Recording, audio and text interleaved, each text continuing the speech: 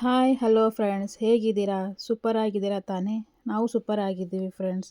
Welcome back to my YouTube channel. ನನ್ನ ಚಾನಲ್ನ subscribe ಮಾಡ್ಕೊಳ್ಳಿ ಫ್ರೆಂಡ್ಸ್, ಪ್ಲೀಸ್ ಸಪೋರ್ಟ್ ಮಾಡಿ.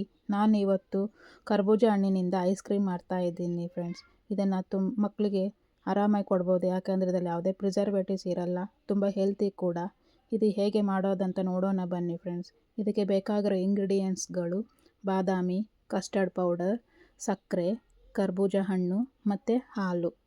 ನಾನು ಮೊದಲೇ ಕರ್ಬೂಜ ಹಣ್ಣನ್ನು ಮಿಕ್ಸಿ ಜಾರಿಗೆ ಸಣ್ಣದಾಗಿ ಕಟ್ ಮಾಡ್ಕೊಂಡು ಹಾಕ್ಕೊಂಡಿದ್ದೀನಿ ಫ್ರೆಂಡ್ಸ್. ನಿಮಗೆ ಎಷ್ಟು ಸಿಹಿ ಬೇಕೋ ಅಷ್ಟು ತಕ್ಕನಂಗೆ ಸಕ್ಕರೆ ಹಾಕ್ಕೊಂಡು ಈ ಥರ ಪೇಸ್ಟ್ ಮಾಡ್ಕೋಬೇಕು ಫ್ರೆಂಡ್ಸ್.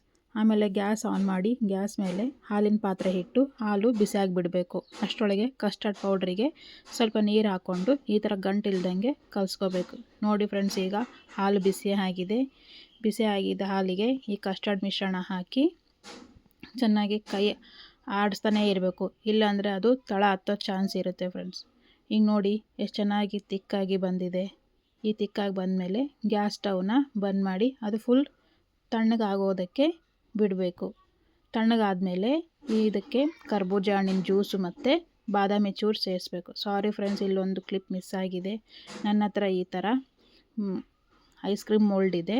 ಇದಕ್ಕೆ ಈ ಮಿಶ್ರಣ ಹಾಕಿ ನಾನು ಫ್ರೀಝರಲ್ಲಿ 4 to 5 hours ಇಟ್ಟೆ. ಈಗ ನೋಡಿ, ಈಗ ಇದು ರೆಡಿಯಾಗಿದೆ. ಈಗ ನನ್ನ ಮಗ ಇದನ್ನು ಓಪನ್ ಮಾಡ್ತಾ ಇದ್ದಾನೆ. ಅವ್ನು ತಿಂದು ಅವನ ರಿಯಾಕ್ಷನ್ನ ನೋಡಿ ಫ್ರೆಂಡ್ಸ್ ಹೇಗಿದೆ ಅಂತ. ಇದು ಮಕ್ಕಳಿಗೆ ತುಂಬ ಇಷ್ಟ ಆಗುತ್ತೆ, ಹೆಲ್ತಿ ಕೂಡ. ನೀವು ನಿಮ್ಮ ಮಕ್ಕಳಿಗೆ ಮಾಡಿಕೊಡಿ ಫ್ರೆಂಡ್ಸ್.